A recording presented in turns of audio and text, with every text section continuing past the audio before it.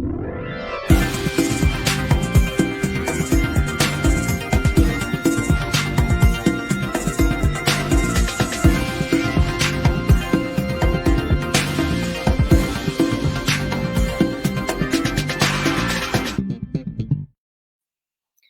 evening and welcome again to the Book of Numbers. We're excited to have you here. I think we have a great show and a great lineup today. As always, I want to begin by mentioning the name of Brianna Taylor and realizing that we are in a place and time where we probably assume some things we wouldn't have to see in COVID, that we thought we'd have a break from certain things. But racism and injustice seems not to be on the list. We today want to speak the name of Brianna Taylor and acknowledge that right now her partner is in jail and facing prison time for something that just shouldn't be. Brianna was an EMT and she was in her home at night and her home was raided. It was actually the wrong home. And so in the middle of the night in the dark, they come into her home. From what I understand, her partner then grabs the gun, which was a legal firearm, and attempts to defend his family. And Brianna is shot and killed, and he shoots back. When the lights are on, he realizes he shot an officer and that's who intruded.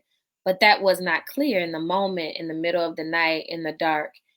So there are a lot of things wrong with this case, and I won't even attempt to pick it apart because we already know that it's way too soon for us to know any of the truths that are probably going to be hidden for a while or undisclosed.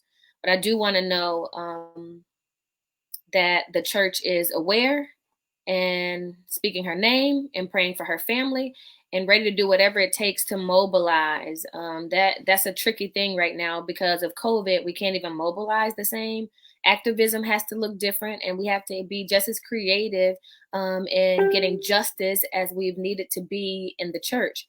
And so at this point, I'm sure that we're all hoping that this will go away soon so that we can do what we need to do to find justice for not only Brianna Taylor, but for Ahmaud Arbery. And so I think part of the question that we have right now is how long does COVID last? And so many of us are holding out and feeling that we'll feel secure and comfortable once there is a vaccine. And so I was excited about that too, until I saw an article that says Dr. Rick Bright has said and testified that while the Trump administration is saying that there is a vaccine in the works within the next 12 to 18 months, that it is not realistic that it'll be ready. That's if absolutely everything goes right. And as a scientist and doctor, Dr. Bright explains that nothing ever goes right when it comes to vaccines, and they're never able to put it out as quickly. And not only that, he talks about the issues that we would have if we actually had a vaccine, and that one company can't actually produce and distribute the vaccine for the entire country, which means they would have to find companies that could and then prepare them to produce and distribute this vaccine. And that's just not realistically done. He also acknowledged that they don't have a plan for distribution right now. So even if they had a vaccine today, they wouldn't have a plan in how to make sure that the country would get it and be well. And I think while that is discouraging to hear, it is something that the church should be aware of. I think there are a couple things we can take from this. One is that while we are planning, we should plan for the best and the worst and a couple in between. A couple of scenarios in between. If they don't even know if they're going to get the vaccine right, we definitely don't even know when we'll go back into churches in the way that we've known previously. And so that's something that we should make sure we are prepared for. We should also acknowledge that while we are attempting to do this virtual church exceptionally well, and it will take some time before we kind of get in a groove enough to grow and have innovative measures that will allow us to make disciples in the way we want, we should be aware that we can't produce everything and we can't distribute everything. And so I think the best thing we can do right now in this time as churches and ministries is to figure out what we do exceptionally well and do that. When I was a staff pastor at a church, I'll never forget my pastor coming in and explained to us if we were going to be successful in ministry, and success was based on impact, not numbers, that we were going to have to figure out what we did exceptionally well, what we did that no one else could do.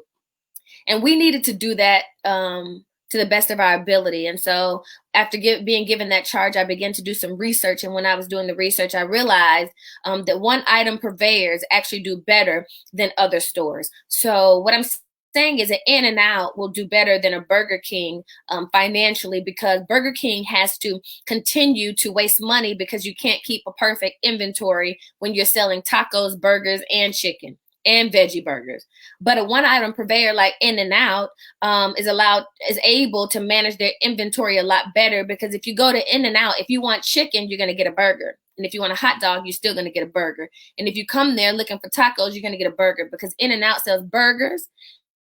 They also sell double cheeseburgers, possibly even a triple cheeseburger. But what you will get at In-N-Out is a burger. So they don't have the inventory issue that others have. And I think churches have to figure out in this moment what you do exceptionally well and do that, and realize you can't produce everything. You can't distribute everything. You just have to find your niche and make sure that niche is what's going to allow you to make disciples and attract people who normally probably wouldn't even click on anybody's church or your church. So I think that's important, that we make that a part of our strategy for reintegration. So I'm going to call in my great friend, Stephanie LaFlora, who we've seen since the beginning of the show. And she's going to come talk to us about the numbers that we're seeing right now. Stephanie, we're glad to have you again. Thank you, Dr. Parker. Yes, I mean, pastors have some really, really tough decisions to make right now. That cannot be overstated. A lot of people do, but we are here to talk to pastors, and there's no way to make it easy, but I believe that there is a way to make it informed, and that's with data. In the past week, over 22, well, actually now we're at 31,000 congregants that have taken the returning to church check-in. And what that does is ask questions about what type of expectations people have coming back to church. When do they think they will be ready? Do they feel ready now? What are their hopes in terms of the priorities of the church? Do they expect for children's church to be up and running? All these types of things. So that is the type of stuff that we ask congregants in this survey, and we got some really interesting results. First of all, it's almost split, but it is a majority that actually want to return to church at the first opportunity. So that was 59% that want to return to church at the first opportunity. But I think that one of the things that's really interesting is their expectations in terms of what that return will look like. And they have some exhaustive measures or extensive list of safety measures that they want prioritized during this time. Okay. What are those, and how dramatic are they? Because, I like the drama. Tell me some of the ridiculous ones. No, you can tell me what the people want. I don't come with the drama, but I come with the facts. Let me hear. And sometimes the facts are dramatic. I think the expectations are really high. So that includes things like limiting the gatherings, which we've heard a lot about. So that looks like for a pastor, that means having multiple services, they also want hand sanitizer stations, limited passing of things. So that includes things like offering plates and communion, having that limited. They also have said that they are willing to wear masks. They're willing to have their temperature checked at the door. But to just give you some perspective, when this information was collected at 22,000 congregants, 63% of them said that they wanted to see all of those measures. That's the limited gatherings, the hand sanitizer stations, the not passing things around, having the doors propped open so nobody's touching the door handle. Those are like that list of things were what 63% of the people who took the survey said that they would want the church to prioritize. And so I've talked to some church leaders since we've actually deployed this, because everyone's able to deploy this for free. And this is one of the free. Right. This is one of the reasons. Churches, for denominations, for networks, for conferences, you can poll your people for free. And the point of us having the BMC connection is to make sure they can go on the BMC platform and we can have actual numbers for Black churches and communities, correct? Correct. And so we asked for people to answer these questions. And so I spoke to a pastor in Georgia, and, Georgia is on the front line of the front line, right? The state has opened earlier than any state, and also has opened more types of businesses and things like that of that nature, including churches. And so, this pastor was faced with a difficult decision to make. He polled he surveyed his congregation, and they were pretty split on whether or not they wanted to return or whether they didn't want to return. But they also had these expectations. And so a part of our conversation was really about what can you do now? And that was the question that he was asking, like, what am I supposed to do with this information? It feels overwhelming to have these high expectations and also not just have a really clear path forward. There's not like a win-win-win right now. And I wanted to encourage him, but also really, be aware of the fact that this is a serious situation. And I think that the thing that pastors can do, even in this moment with this check-in, is really be able to acknowledge their people and say, we're going to ask every single one of you where you're at, how you're feeling, and what you want to be a priority for our church right now. And I think even having the habit of asking allows them to build relationship, even if they have to make tough decisions and say, we're not going to open at this time, but they'll be able to respond to that with the feedback of, we understand that you guys have really high standards, and we want to make sure that we can create a safe space for you. And we don't have the staff to do all of those things at this time. Right. But what was interesting as well is even, this pastor, even as he thought about whenever they would be able to reopen, he felt pretty certain based on that feedback that the church would probably be split in terms of who would arrive first and who wouldn't. And so they were thinking about and really kind of it changed their viewpoint to realize that they were going to, even when they return to in person, still have to have a significant digital arm of their ministry. Right. Many ministries did not have. So it's not like a Band-Aid solution. It's actually, I think, launching digital church for every church as a continuous arm of ministry. Okay. So tell me this, when we talk about, there are a couple of things, Stephanie, even when we look at the numbers, like I know this is a national poll, so I wonder, what this means for Black churches, because we have been disproportionately impacted. I said it before, I'll say it again. If Black people were proportionately impacted by COVID, there would be at least 7,000 more Black people alive today. And so I'm wondering if Black churches will poll, and I'm hoping we'll know very soon because the people on our platform will take the poll and deploy the poll. But I'm wondering if we're as eager. I can't imagine what it would be like to go to church again with masks on, right?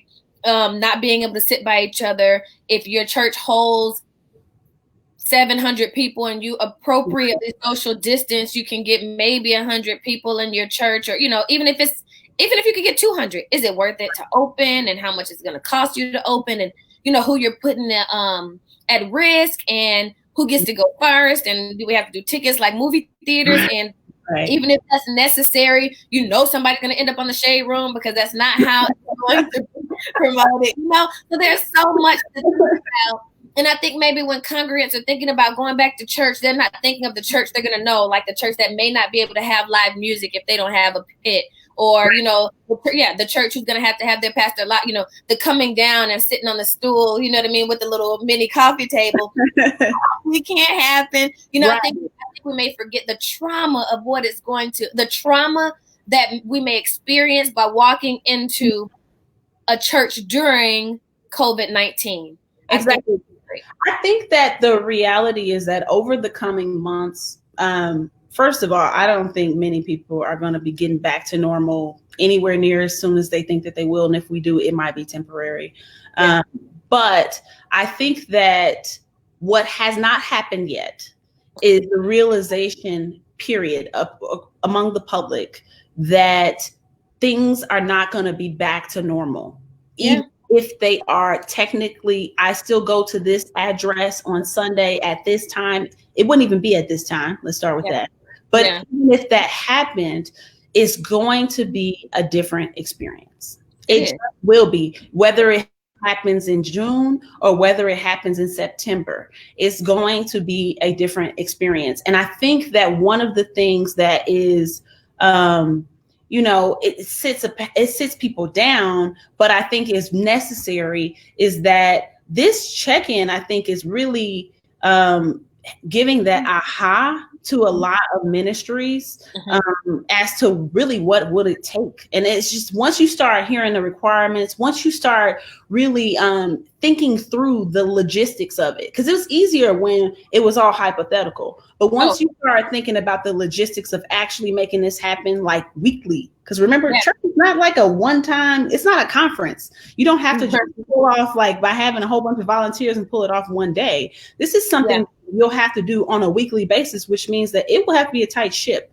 And so to pull off that kind of thing, I think people are going to start to realize, oh, wait a minute, this is more than I thought. And then I also think that as time goes on, people are going to start to understand the benefit of digital interactions in digital church, because one of the things that we have found in our data is that pastors have actually said that they have had more community and they're hoping that they can have more connection throughout the week after this. So, where Sunday used to be that very sacred moment where I would see my people who pray for me, who care for me, who know everything that's going on in my life. They know the struggles that I'm going through, and we are in agreement about, how God is going to help me through that, and they're carrying me through that in faith.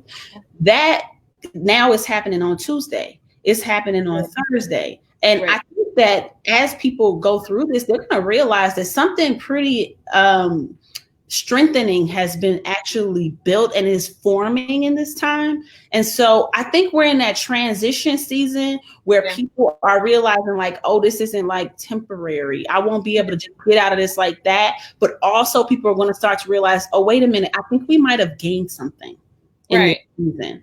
And that I think will be, that's going to be a really powerful thing over time. I think so too. I keep encouraging everyone, and even my clients, I'm like, we are not abandoning virtual ministry. Like, I do not want you to think it's time for us to abandon our digital resources. At this point, it's time for us to dig in and figure out how to make disciples. Like, it's one thing to, hold worship services, and that's great, but now we have to figure out how to make disciples. And so when, someone calls and says, hey, I want to, see if you can give us a reintegration strategy. I'm like, sure, I can. It's going to be so amazing. In the meantime, are we going to work on our digital discipleship, like throughout the week? And so I think that's where we are. But I really think the trauma that we may experience by walking into a new church is something that we definitely have to acknowledge. And I think it's great today that we get to hear from Dr. Nicole Maddie Martin, who actually works for ABS, and they have a healing and trauma resource that can be used not only in person for the community, but it can be used digitally, or virtually. So I would love to bring on Dr. Martin, who is a wonderful person, a great friend of mine, someone I love, and I feel like a girl every time we're together. I do too. Tons of laughs, and you look beautiful today. How are you? Kind. I knew I was going to be with you. And so I had to wrap up my game, because I knew if I was going to be with Dr. Bree, I had to look right, because I know you're going to look right. Let me tell you, I only get dressed on Thursdays. Okay. I don't get dressed. Yes. Like I don't do any of this. This is all fake. And every time Thursday, I'm like, I have to put on makeup and get dressed. So listen, like there's no diva over here. I actually ordered about 12 new pairs of leggings because I'm not going to get dressed anytime soon. It's the truth. Dr. Martin, we're glad to have you here as representative ABS, and we've been talking, so it's not, I won't pretend like this is foreign to me, but I definitely want you to share it to the people who share it with the people who are watching. You have a trauma and healing resource, healing and trauma. Which way? Absolutely. So first of all, thank you so much for having me on this and for allowing me to participate with such amazing voices. I so appreciated what Stephanie shared. And the check-in, the leader check-in, is one of the many ways that we have a digital resource to figure out how people are doing. The thing that can't be overlooked, we know that this is a health pandemic. We know that this is an economic pandemic, but we also have to recognize that this is a psychological pandemic as well. well. Absolutely. And the multitude of effects, the emotional effect is real. So many people, I heard someone say the other day, this is like a low grade depression for almost everyone. There's just a general sense that things aren't quite right. And then when you add to that the other stressors, the health disparities, you add the pain of seeing innocent people dying every single day, multiple times a day. And then you add to that the other layers of anxiety that when churches do open, as we've just talked about, there will be some people who will come to church and cannot take off the mask. There will be some people who will not know the boundaries of safety and not unsafe, and when it's not safe. So the layers of trauma are real. And one of the best opportunities we have, I think, as a church right now is to demonstrate the healing power of Christ through his word. Absolutely. I mean, this is the time for the church to say there is a balm in Gilead. There is, there's room at the cross for you to be healed. And even if I can't touch you, even if the gospel is not embodied in the same way, the presence of Christ brings healing. So at American Bible Society, we've been working with an institute. It's called the Trauma Healing Institute. We don't own the information, but we're part of this group. It's a global community. They've been doing trauma healing for 20 years. They started in, I believe it was in Uganda and other African countries that were in the midst of genocide. And out of that came a program called She's My Sister. It was a process for women healing. It was a healing group for women, and it's evolved. And now 20 years later, we have this beautiful resource that's been adapted for the US. And one of the other things I love about this is sometimes as Americans, we think that this is our own story, we're in our own thing, but this is a beautiful time for the global church to rise up together. Everyone is affected by this. So we're learning from the stories of our brothers and sisters in Africa who said, I've been there, done that, made it through plagues and tragedies. But the trauma healing ministry helps to create healing communities. And that's what we need. When we come back into church and virtually, we need healing communities. Absolutely. Tell us how we can access this resource. I think this is something that while I do want people to access the check-ins and the different surveys, and by the way, you can go to weeklypastorpoll.com/BMC, as in Black Millennial Cafe. So that's weeklypastorpoll.com/BMC. How are they going to be able to access your resource? The Black Millennial Cafe actually is going to put it on our site so that people can have greater access to it. Absolutely. But what do we need to do to Well, there are a couple of resources that we have. The first is just a small booklet. If you're a church and you want to get something to your members now, you want to have it available when they come back to church, it's a small book called Beyond Disaster, and it's got lessons and exercises that are available for congregants so that they can walk through this pain. Questions like, why am I feeling sad? Questions like, how do I manage the stress of my teenage children and how they're dealing with this? Questions like, how do I manage my high schooler who missed prom, or, my preschooler who didn't graduate in the same way. So this little booklet is free for anyone who needs it. You can order this if you'd like to go ahead and order it. Otherwise, you can get this for free. And the website is trying to get it in the camera. Like, there it is. The resource, the website is disasterrelief.bible. That's disasterrelief.bible. And then if you're looking for training and equipping on how you can be trained as a facilitator, we have facilitators that can be trained for trauma healing. So we encourage you to go to American Bible Society, you look for trauma healing, or you can go to thi.american.bible. You'll find more than enough resources there that can help you. But the main thing is, this is a time when congregants are traumatized. This is the time when we need to be reminded that we share a collective pain. And this is a time to re-enter small things that we know are true to who we are, like lament, creating space in the worship service to lament, creating space to grieve, creating space to process what this has meant for all of us, and not just rushing to jubilation, but also recognizing that there was a cross before resurrection. And how do we navigate the cross as we prepare for this joyful time of resurrection? Absolutely. Listen, Dr. Martin, I just want to let you know that we are more than excited to know you're the director of U.S. ministry at American Bible Society. I want you to know that gives us so much more faith. And look, and I just have to be honest, right? Because it's oh, okay, American Bible Society. Oh, we might mess with them, right? But then it's like, oh, Dr. Martin is there. Oh, they're good. You know, like we trust it. We believe in what's going on there. So I just want you to know that not only are we proud of you and we're happy for you, we believe in you, and we got your back. Thank you so much. That means a lot. I am so grateful for you.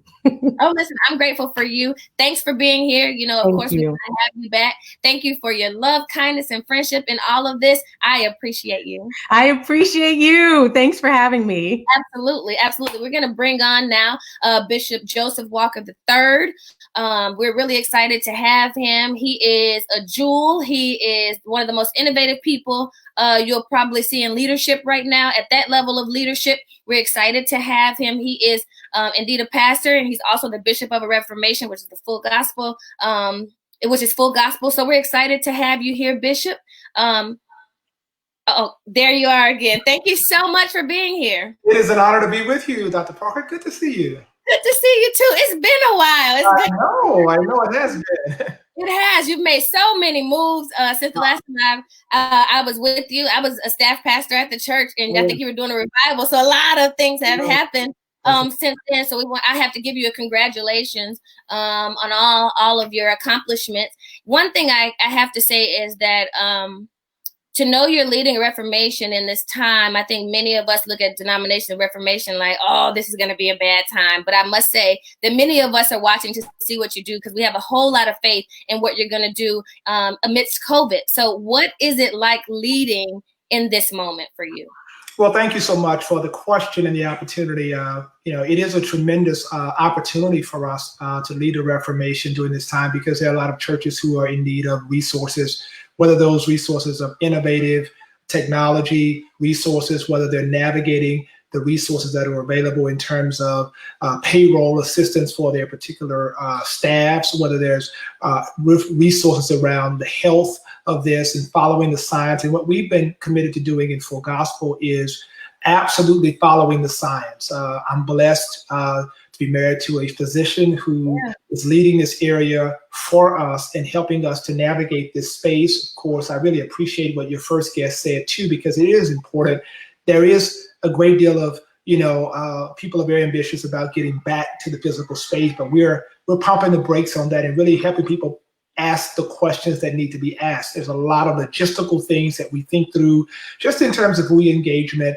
And we as pastors and leaders, we often think about, how many services or choir, whatever. But, my wife is asking other kinds of questions in terms of, what are the protocols in terms of cleaning, and what are the protocols in terms of engagement from ushers, and who can usher, is a person who is 65 and older, or they're going to be able to usher again. So we've really begun to develop really kind of these advisory committees throughout our churches to really help at every particular area: financial advisory, health advisory, re-engagement advisory teams, to really help be resources to our constituents.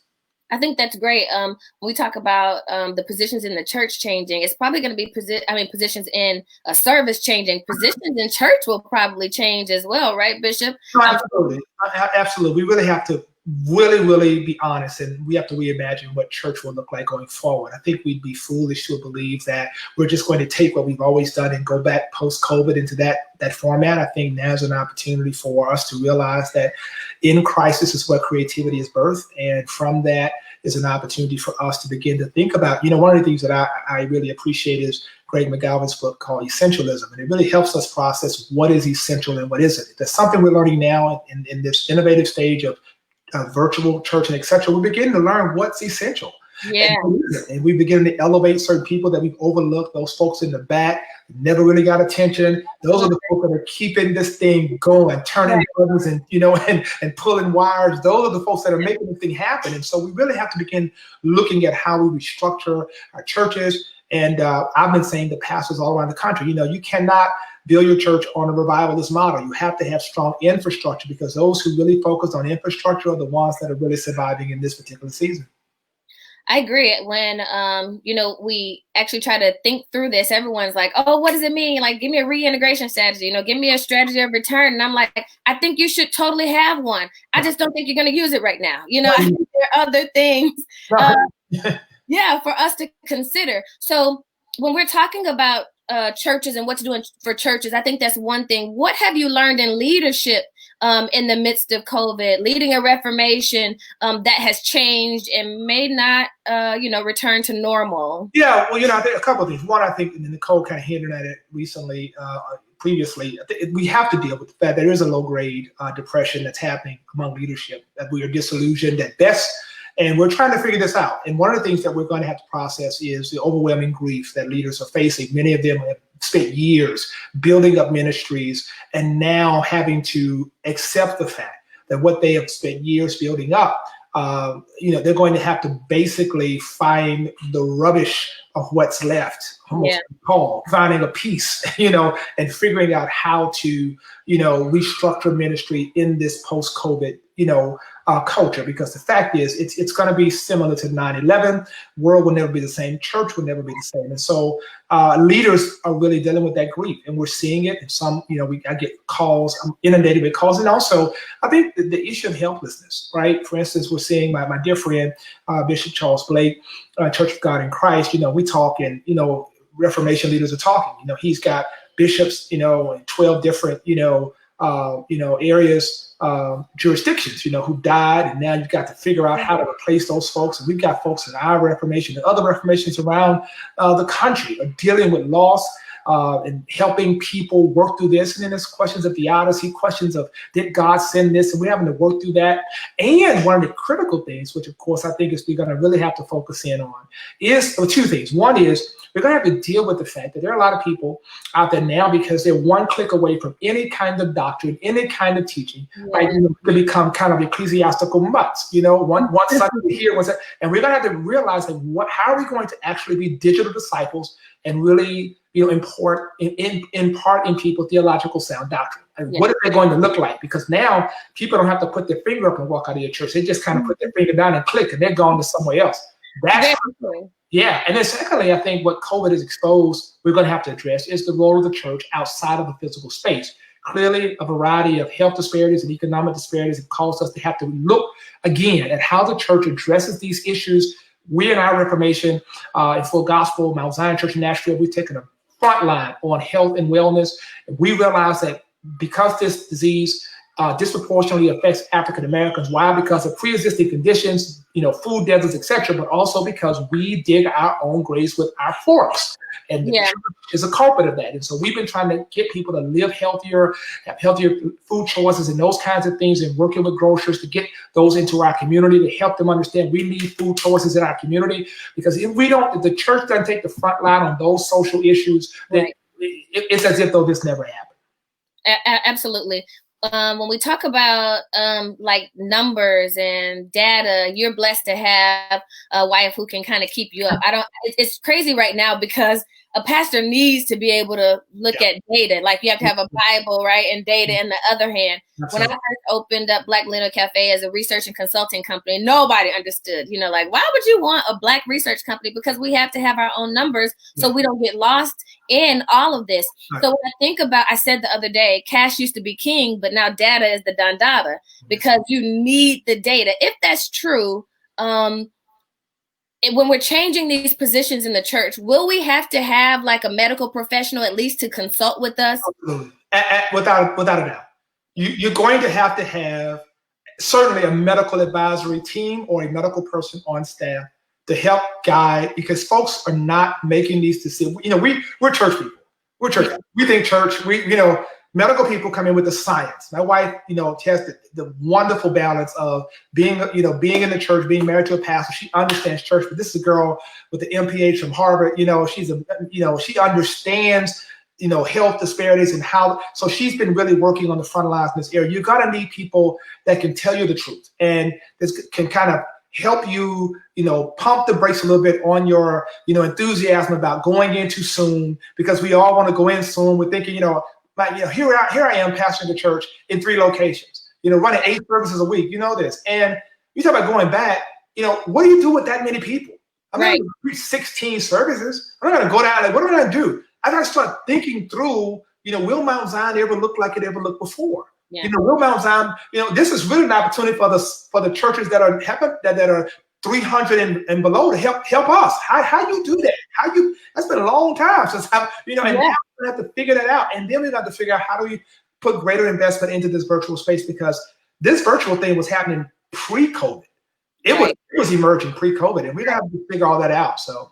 Right. And I'm really praying that we are going to be trailblazers. I have this thing. I might have a little competitor in me, but I always say I don't like to eat dust. I want to blaze trails. And I'm really hoping that churches and ministries and believers will blaze trails technologically. You know, like Bobby G, I think, invested in Google, and then he created the Bible app because he really didn't have a place in ministry. They just kind of let him do what he did best.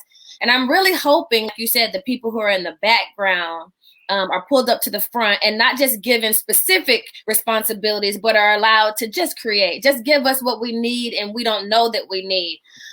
In this time, Bishop, before you go, tell us something that that the COVID virtual space has given us that we did not know we needed. Woo, where do I start on that one? My goodness.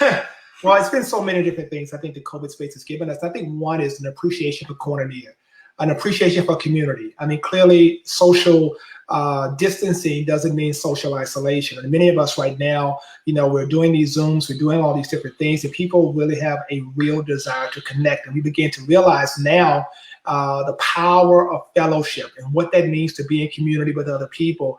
And I think what COVID has done is truly helped us see what that really meant and why it was so important. Some people who had kind of given up on church and said, I don't want to be in those spaces, I'm do me. Now all you got to do is do you. And now you're now you're like, so I had a pastor tell me the other day, we were joking, we said, man, I'm going to accept every invitation I was too busy to accept when this is over. I'm like, I'm going everywhere. Right? Because you realize the power of community. And I say that to say it as a precipice of this, that community is how we're going to get through this. We're not getting through this in isolation. We're getting the beauty of what you're doing in the collaborative model, bringing resources together and helping people understand this is not going to be won by one person. This is going to be won by all of us joining hands, regardless of our, theological beliefs, our denominational backdrops. It's all about us understanding we are better together. I tell folks, you ain't got but two teeth, they look better together. That is so true. I'm really hoping we get the opportunity. That's why this platform has been so important to me. Every time we look at the numbers, if we get to see national statistics, we're like, 57% of churches are saying they're ready to go in. I'm like, those are not Black churches. Like, what are Black churches saying? Like, we need you on the platform so we can figure out what we are saying collectively and begin to kind of make decisions based on what all of us are thinking and not get swept up in the national numbers. One thing I was on a call, interesting enough, with the governor, and he had, in Tennessee is a state that's opening up like Georgia, right? And I was the only African-American pastor on the call. And and one of the Caucasian pastors out of Memphis, it was a state call, he recognized that on the call to his credit and said, while we're all on this call anxious about getting back, we should think about how our actions impact our brothers and sisters in the African-American community who are disproportionately affected. And I was like, you said my speech, because I was like, you guys are talking about going back and all this and talking about the economy and the church. And I'm sitting up thinking, I'm not ready to get our folks back. And I'm telling everybody, hold up. I'm telling all our churches around the country, hold up. We're not going back. We're not putting our people at risk. We have all these other things to think about that most communities don't. So it's important in leadership to take a role and to really speak that truth. Yeah, I appreciate that. Every time another governor says they're opening something up, I always say this, Bishop, whatever they're doing in this season, they need to do that without me because I'm not leaving. I don't want any parts of it. But I do appreciate leaders like yourself. And I want you to know that, it's not just full gospel who's watching you. We're all watching because you've been such a good model, such a great model in ministry to see like what's next. So I just want to thank you for your leadership and for not just your creativity, but your innovative strategies that you always put into place. And I just want to say thank you so much for being here. Well, thank you. You're very kind. I was honored to be here. Thank you so much. Thank you. I appreciate that. Now we're going to bring in Dr. Gina Stewart, who is everybody's favorite pastor. And so we wanted to make sure we had the pastoral presence to kind of put us in a place where we could have some hope, right, in the midst of the truth. And that we could just hear where her heart is, what she's praying about these days, what God is saying to her. We're excited to have Dr. Stewart on today to just be our pastor for a couple of minutes, because we are all in need of pastoral presence right now. Dr. Stewart. Amen. Amen. Well, thank you, Dr. Brianna. And I appreciate all of the previous guests, Bishop Walker and We can't see you, Dr. LaFlora. Stewart. What happened? Am I the only one who can't see? Let's see. Let's see if we can get it together. Brandon will give me a cue. Okay. Let's see. I know we could see you earlier. Let's see if, okay. So I guess, Brandon, are you telling me? There you are. Gotcha. All right. We try it again, right? Yes. So we know that technology is good, but we always need a backup plan, right? You better know it. Absolutely so. Absolutely so. It means everything to me that you said yes to coming on, Dr. Stewart. You really are everybody's favorite preacher. And so I really appreciate that. But I think what people may miss if they've never been around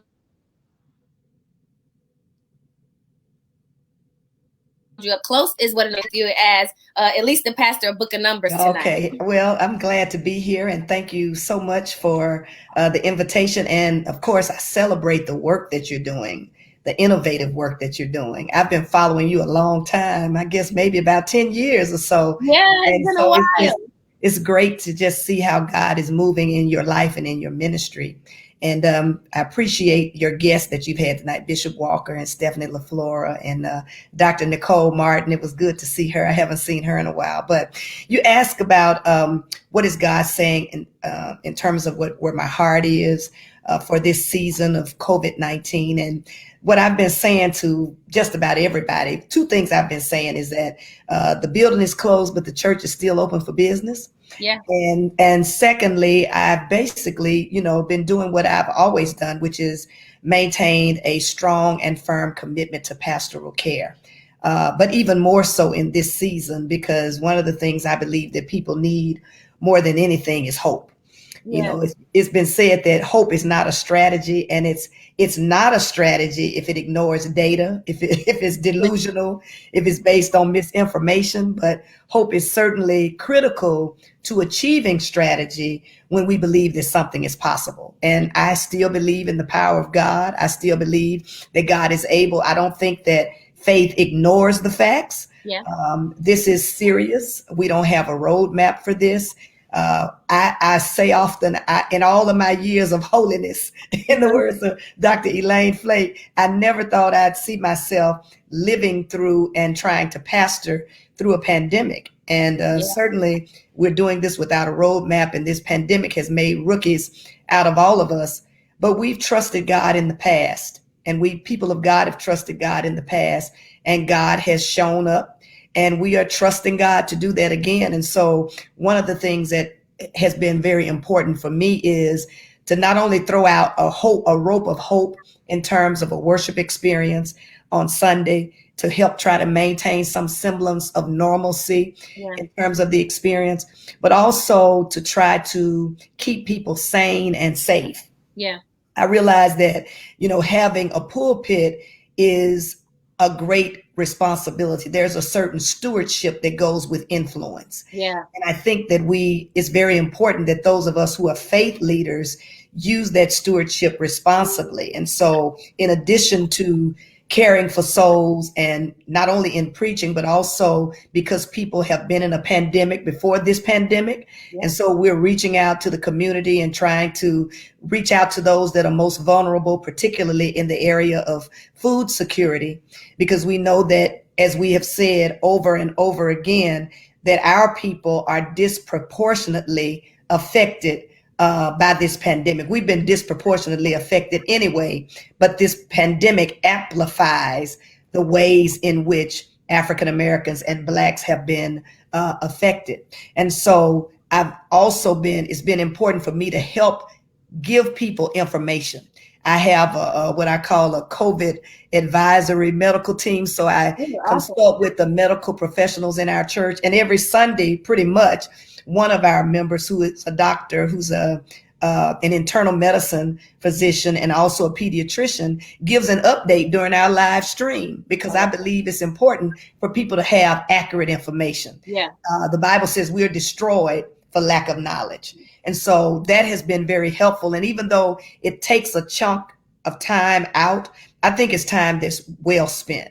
Yeah. And of course, the other thing has been to encourage people to be safe. There's a group of pastors in our city. I heard Bishop Walker talking about this earlier. Tennessee is reopening, and churches have been given autonomy to return back. Congregations have been given autonomy to return back to their churches. But because we are disproportionately affected by this, I think the greatest act of love that we can show for our neighbors is to be concerned about their welfare. And so I'm always saying, wash and pray, practice physical distancing. Even when we are giving away food to people, I'll walk around the perimeter of the church and I'll ask the people, where's your mask? Where's your mask? We want to be careful and we want to be safe, because it's not just it's not just about ourselves, but also who else we could impact, those other people that are around us that are vulnerable. And love is loving the vulnerable and not just loving ourselves. Jesus said, love your neighbor as yourself. And so part of loving my neighbor is practicing physical distancing, doing those things that help reduce the spread of this disease. Absolutely. Dr. Stewart, we always kind of hover around the same scriptures, and we seem to like the same ones. You preached a sermon that I've listened to multiple times, Shift from Pua, and when all this came up, I don't know, I think I was listening to you preach it again, and when I read it, I'm like, man, we really got to be at that place right now where we fear God more than the king, we fear God more than the governor, and we fear God more than the people, because sometimes congregations or other congregations around us will push us to do things that won't just let the people live. Right. For your ministry and your leadership, that allows people to live, that you're giving options and opportunities for people to feel loved and touched and cared for, so that we can last a little while longer. That's right. COVID system. We want to live and not die. Absolutely. And declare the works of the Lord. I believe that there will be another side to this. But, just as Jesus invited those disciples when he said, let us cross over to the other side, and crossing over meant they had to go through a storm. Yeah. Jesus assured them that they would cross over. He didn't tell them that there would be a storm, but they did have to cross. They had to go through the storm first before they got to the other side. Yeah. And so I believe there'll be another side to this. I believe it will be different. I believe it won't look anything like we've been accustomed to, but that's not necessarily a bad thing. This is an opportunity for us to develop new paradigms, to reimagine what the church can potentially be, or to be the church that God has intended us to be from the beginning, to be the church in the world and not be so attached to a building, because ministry still needs to take place. I mean, we're still doing ministry. We're just doing it remotely. Yeah. And we're doing it in ways that in some ways people would, I guess we would say, have been somewhat unconventional. I'm sure that most of us never thought that we would be in a place where we had to suspend in-person worship and rely exclusively upon a digital platform. And yet we are seeing, as I've talked to colleagues across this country, that the Lord is providing and the Lord is taking care of us, because the ministry belongs to God anyway. It's really not ours. Yeah. And God is faithful. Yeah. And so, I just believe that when we have a chance now to explore and reimagine not only how we do church, but the way we're going to re-enter church when we do finally go back in, and whenever that may be. Yeah.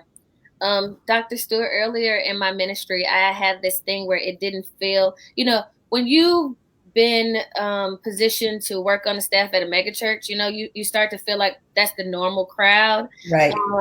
And I remember when I would when I first started being a chaplain at Paul Quinn, right, I would preach in a smaller, arena or whatever facility. And that would, I noticed very quickly, kind of adjust the energy I gave people. Mm. And I remember watching you on a number of occasions but nothing changed about you, right? You are a storm every time you step into the pulpit.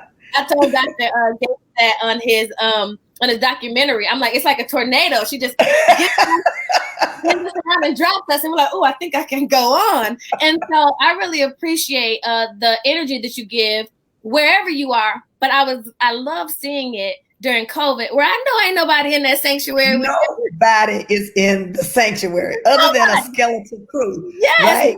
Like, you act like you're at a main stage at the biggest convention. You are giving it your all. And I don't want to say kill it, because we want to live and not die. But let me say this: that's still in the pulpit, and I really listen. That is just a different day. I've seen pastors who don't want to preach right now. They put other people up, or they use older sermons because they say it doesn't feel good to preach to an empty church. And I'm like, that's a different kind of talk.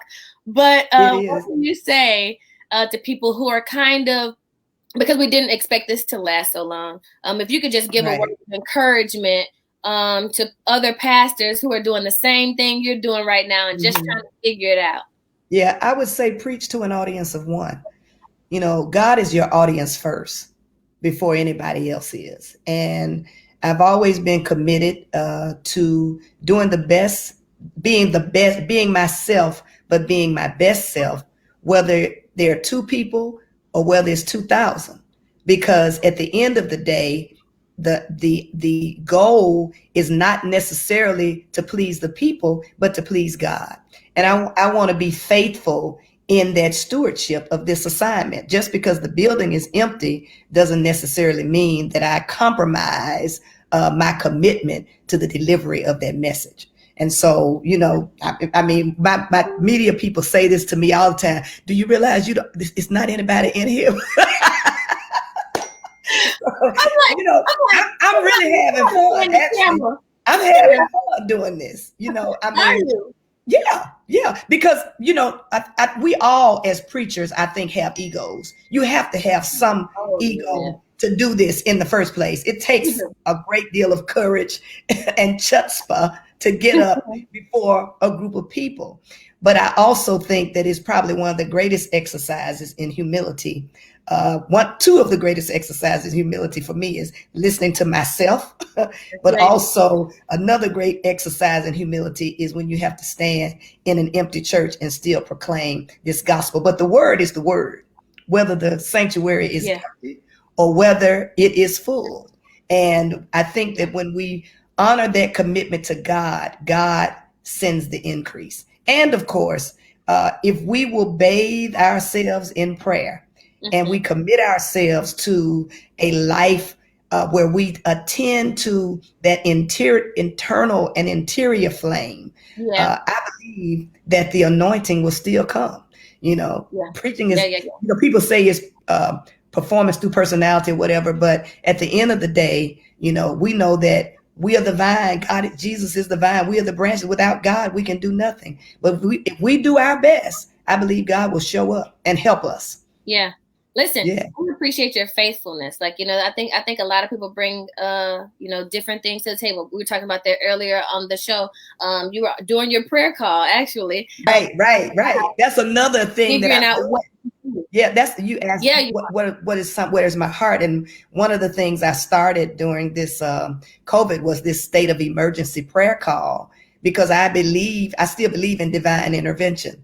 And I know that God works through human beings and human agency, but I also know that God also has been known to work miracles. Absolutely. And I believe that prayer is one of the ways that we invite God's involvement into our lives. And so I've made this commitment that every night at 8:00, we're going to pray until we're going to pray until something happens. Yeah. So that's been one of the other things. Yeah. I've been on the call multiple times, and y'all push, okay? Let me tell you, and what I appreciate most, I've been on a number of prayer calls, right? But it's not just you, and it's not just the person who's there to pray, but as soon as it opens up, oh my gosh, it's the most beautiful sound to hear everyone praying together. It is beautiful. That's worship, and I appreciate that. I really do. Praise the Lord. So much for being here. Thank you. Thank you. Everybody's favorite preacher. You are biased. No, Listen, I'm telling you, I have yet to meet the person who can contend. Like, I'm just like, oh, who's your favorite? Well, hold on, let's push play. You know, like, it's easy.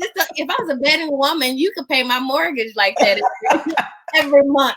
But we appreciate you, not just for your gifts. I want to make that clear. You are gifted, but people can easily love you for your gifts. But we appreciate your heartfulness and your love for God and God's people. Praise God. Well, thank you so much. And I'm so grateful to God for you and for what God is doing in this season in your life, for your innovation and for what you're doing to make a lasting impact upon the church. Eyes have not seen, ears have not heard what God has in store for you. I appreciate We appreciate you. Thank you. You mean everything to me. We're going to close out the show by bringing Stephanie LaFlora back on. We're going to talk about the platform a little bit. This platform was created to make sure, it was created for churches to be able to make sure that they could keep in contact with their churches and know what's happening. Actually, before COVID, there were surveys out that would help you to know if your churches were thriving or flourishing. And there are a number of, and they're still available and accessible to you. But right now on the platform, we have a couple. One is about returning to church to see what your congregation thinks. Another one is the community check-in, and then the church check-in, and they all come with custom questions. And soon you'll be able to just flat out create the survey or poll that you want.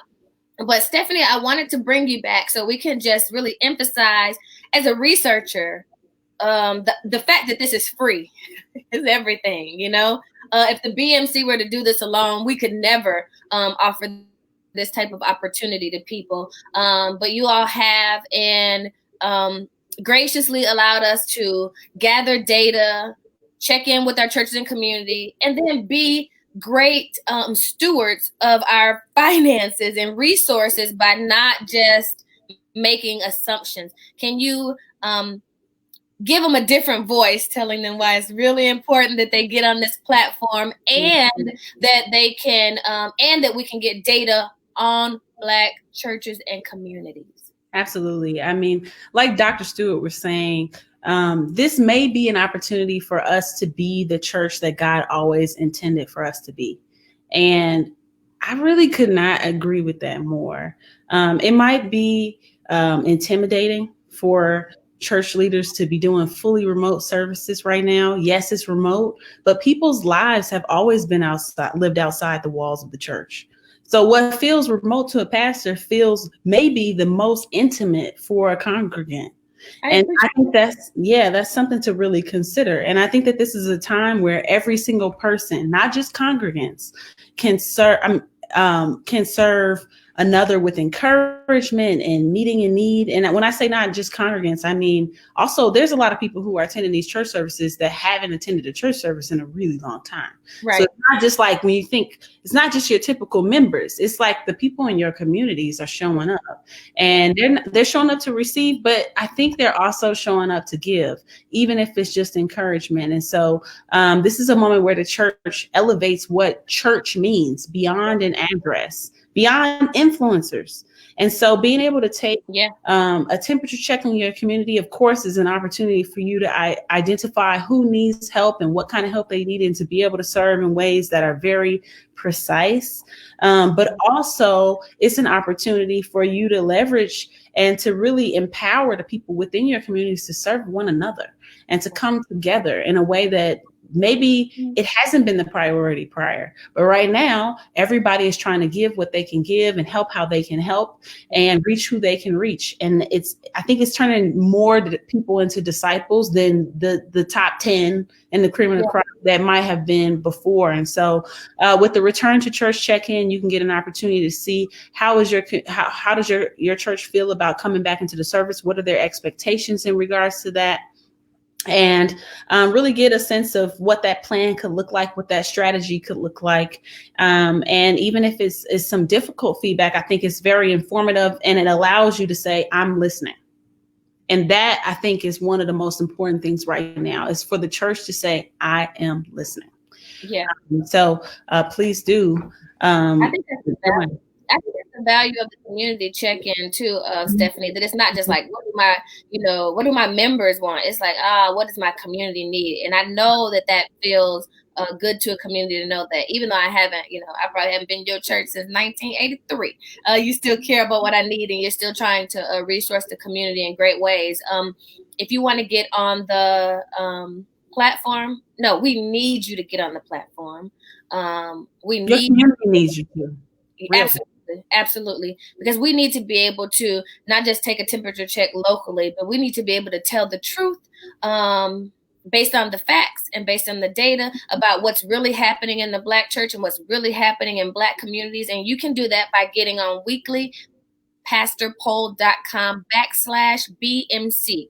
That's weeklypastorpoll.com/BMC. That's Black Millennial Cafe, so BMC. And we will make sure, if you don't know what to do, that's fine. Go back on my website at irunbmc.com /events, and you can go on. You can tell us what you need. You can tell us how you need help. While this is happening, we're rolling out a series of videos to help you navigate the platform. If you need somebody to walk through it, tell us what you need. We want to give you what you need because we really can't risk not having our finger on the pulse of our community and churches right now. Stephanie, we appreciate you. It's free. Free.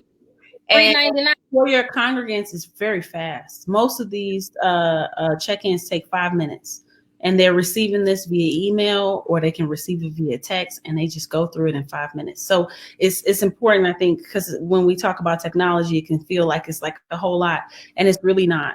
And there's plenty of people that are available to help you as well. Absolutely. And it's not just free today and like we're waiting 3 days for you to get on and we're going to pounce on you. Like, oh, by the way, this costs $750 now. Like, it's not like that. It's meant to help you. It's meant to help you to be able to check in with your people. And like, it's such a gift. It's such a gift. I'm telling you, like, I just can't imagine the BMC making an attempt to give this to people, let alone free. Mm-hmm. So the fact that we're able to partner for people to have this type of information means everything to me. Thank you again, Stephanie. As always, we intend to see you back next week. Wonderful. So thank you so much, everyone, for watching. You can go on my website, irunbmc.com /events. And if you register for Book of Numbers, then we send you the weekly poll briefing so that you can see some of the statistics soon enough. I'm hoping in the next month we'll have enough Black churches and networks and Reformations, denominations, all those on the platform so that we can begin to send out briefings that show you specifically the numbers from the Black church and Black community. It means everything that you would spend a little time with me this evening. I do not take it for granted. I appreciate your presence. I appreciate you sharing this, doing watch parties, just encouraging me. This means everything. And so thank you so much for taking some time out of your evening. We will see you back next Thursday. We have something really exciting that's happening next Thursday, and we intend to release it, I think, by Sunday, so that you all can get ready for a really exciting Book of Numbers on Thursday. Thank you so much, and we'll see you soon.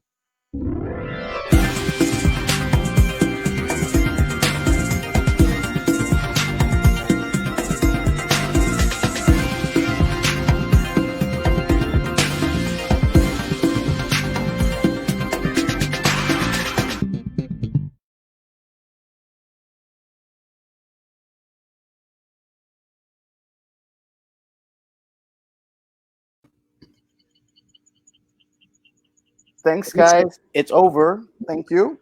Thanks. Yay, that was so much fun. It still says live. It still says live. It's over. Okay. I'm like, because, I have been known to be like,